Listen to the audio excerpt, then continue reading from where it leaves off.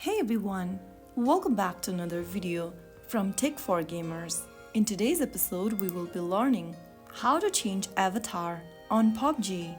In PUBG Mobile, you can change your avatar or your profile picture to customize your profile. To do so, first of all, open up PUBG on your device.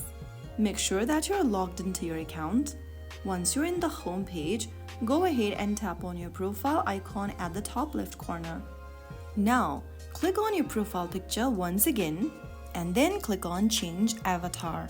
You will then be able to see pre-made avatars provided by PUBG.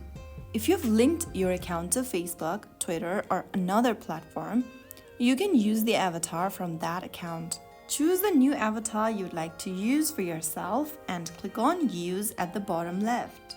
And that way, you will be able to change your avatar on PUBG. If you found the video helpful, don't forget to give us a thumbs up, share and subscribe to our channel for more tutorials like this.